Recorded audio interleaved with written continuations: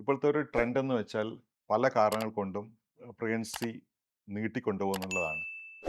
നമ്മുടെ പ്രാക്ടീസിനിടയ്ക്ക് പലപ്പോഴും ചെറുപ്പക്കാരായ കപ്പിൾസ് അവർ വരും, അല്ലെങ്കിൽ യങ് ലേഡീസ് അവർ വരും. അവർ ചോദിക്കും, ഡോക്ടറെ, എത്ര വയസ്സിലാണ് പ്രഗ്നന്റ് ആവാൻ പറ്റിയ പ്രായം?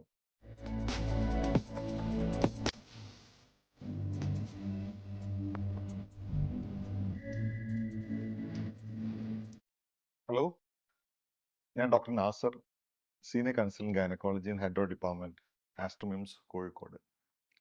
നമ്മുടെ പ്രാക്ടീസിനിടയ്ക്ക് പലപ്പോഴും ആ, ചെറുപ്പക്കാരായ കപ്പിൾസ് അവർ വരും, അല്ലെങ്കിൽ യങ് ലേഡീസ് അവർ വരും. അവർ ചോദിക്കും, ഡോക്ടറെ, എത്ര വയസ്സിലാണ് ഏറ്റവും നല്ല, ഐ മീൻ പ്രഗ്നന്റ് ആവാൻ പറ്റിയ പ്രായം എത്ര വയസ്സിലാണ്, അത് നല്ല സമയം ഏതാണെന്നൊക്കെ ചോദിച്ചിട്ട് വരാറുണ്ട്. ഇപ്പോഴത്തെ ഒരു ട്രെൻഡ് എന്ന് വെച്ചാൽ പല കാരണങ്ങൾ കൊണ്ടും പ്രഗ്നൻസി നീട്ടിക്കൊണ്ടുപോകുന്നുള്ളതാണ്. അത് ചിലപ്പോൾ പഠിക്കേണ്ട ആവശ്യമാവാം, അല്ലെങ്കിൽ ജോലിയുടെ കാരണം കൊണ്ടാവാം, അല്ലെങ്കിൽ ഫാമിലി ഒക്കെ സെറ്റിൽ ആയിട്ടാവും, അല്ലെങ്കിൽ ചിലവർക്ക് മാരേജ് ലൈഫ് ഫുള്ളി എൻജോയ് ചെയ്തിട്ട് ശേഷമാവാം. അങ്ങനെയൊക്കെ പല റീസൺസ് ആവാം.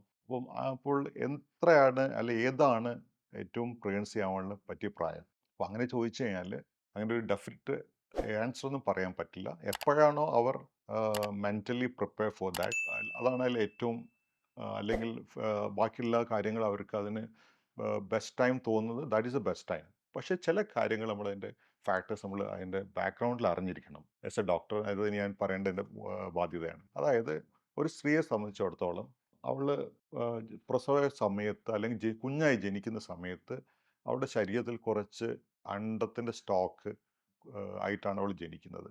ആ സ്റ്റോക്ക് സമയം പോകുന്നതനുസരിച്ച്, ഈ വയസ്സ് കൂടുന്നതനുസരിച്ച് അത് കുറഞ്ഞ് കുറഞ്ഞ് കുറഞ്ഞ് വരും. അങ്ങനെ ഒരു ലെവൽ എത്തുമ്പോൾ അത് തീരെ കുറയുകയും മാസമുറ നിൽക്കുകയും ചെയ്യുന്നു. 35 വയസ്സിന് ശേഷം ഈ അണ്ടത്തിൻ്റെ സ്റ്റോക്ക് പെട്ടെന്ന് കുറഞ്ഞു വരാൻ തുടങ്ങും. അപ്പോൾ അതുകൊണ്ട് പ്രഗ്നൻസിക്കുള്ള സാധ്യത പെട്ടെന്ന് കുറയാൻ തുടങ്ങും. മാത്രവുമല്ല, പ്രഗ്നൻസി ആയാൽ തന്നെ ഉള്ള അണ്ടത്തിൻ്റെ ക്വാളിറ്റി കുറയും. അപ്പോൾ അബോർഷൻ പോലെയുള്ള കോംപ്ലിക്കേഷനിലേക്ക് പോകാനുള്ള സാധ്യതയുണ്ട്.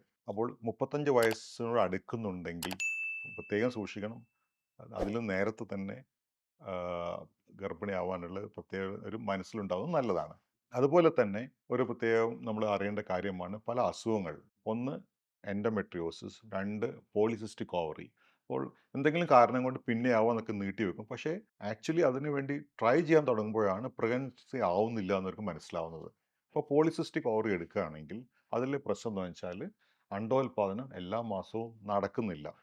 അത് പല റീസൺ കൊണ്ടാവാം. ഹോർമോണിൻ്റെ വ്യതിയാനങ്ങൾ കൊണ്ടാവാം, ഓവർ വെയിറ്റ് ആയിരിക്കാം. അപ്പോൾ അങ്ങനെയുള്ളവർക്ക് നേരത്തെ തന്നെ പ്രഗ്നൻസി പ്ലാൻ ചെയ്യുന്നത് വളരെ നല്ലതാണ്. അതുപോലെ തന്നെയുള്ളൊരു കണ്ടീഷനാണ് എൻഡോമെട്രിയോസിസ്. എൻഡോമെട്രിയോസിൽ ഗർഭാശയത്തിൻ്റെ അകത്തുള്ള ലൈനിങ്ങിലെ കോശങ്ങൾ ഗർഭാശയം പുറത്ത് കാണുന്നതും, അത് അണ്ടാശയത്തിലൊക്കെ വരികയാണെങ്കിൽ അവിടെ ദ്രാവകം പോലെ അടിഞ്ഞു കൂടി സിസ്റ്റായിട്ട് ഫോം ചെയ്ത് ചുറ്റുമുള്ള കുടൽ പോലെയുള്ള എല്ലാ ഭാഗങ്ങളായിട്ട് ഒട്ടിപ്പിടിക്കുന്ന ഒരു അസുഖമാണ്. മാസാമ സമയത്ത് നല്ല വേദന, ബ്ലീഡിംഗ് ഒക്കെ ആയിട്ടാണ് ഇത് പ്രസൻറ്റ് ചെയ്യാറ്. ഈ എൻഡോമെട്രിയോസും ഒരു ഇൻഫെർട്ടിലിറ്റി ആവാനുള്ള സാധ്യത വളരെ കൂടുതലാണ്. അപ്പോൾ നോർമലായിട്ട് കൺസീവ് ചെയ്യാനുള്ള സാധ്യത വളരെ കുറവാണ് ഇൻഫെർട്ടിലിറ്റി ഐ മീൻ എൻഡോമെട്രിയോസുള്ള ആൾക്കാർക്ക്.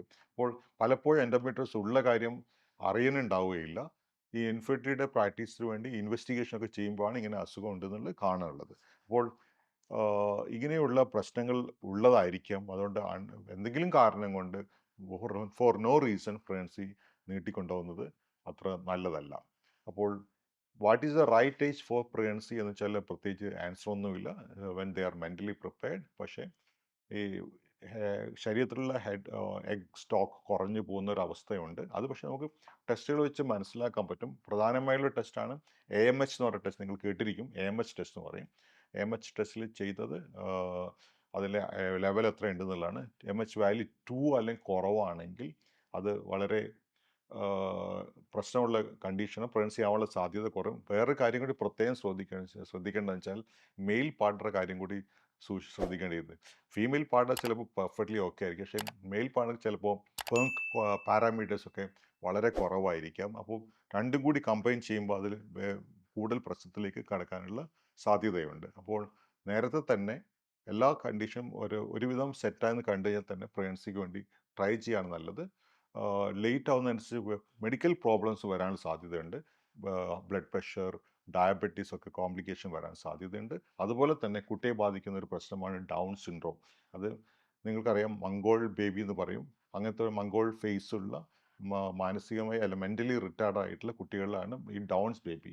ഏജ് കൂടുന്നതനുസരിച്ച് ഡൗൺസ് ബേബി, ഫോർ എക്സാമ്പിൾ ഒരു 800-ൽ ഒരു ആൾക്കാണ് ഡൗൺ സിൻഡ്രോം വരാനുള്ള സാധ്യത, ഗർഭിണിക്ക് ഒരു യങ്ങർ ഏജിലെങ്കിൽ അതൊരു 35 വയസ്സാകുമ്പോഴേക്ക് അത് ഒരു 280-ൽ ഒരാളായിട്ട് ആവാനുള്ള സാധ്യതയുണ്ട്. 40 വയസ്സായ 40-ൽ ഒരാൾക്ക് ജനിക്കുന്ന കുട്ടിക്ക് ബേബി ഡൗൺ സിൻഡ്രോം ആവാനുള്ള സാധ്യതയുണ്ട്. അപ്പോൾ അതുകൊണ്ട് ഇങ്ങനെയുള്ള എല്ലാ കാര്യങ്ങളും നമ്മൾ മനസ്സിലാക്കിക്കൊണ്ട് വേണം പ്രഗ്നൻസിയുടെ ഏജ് തീരുമാനിക്കാൻ.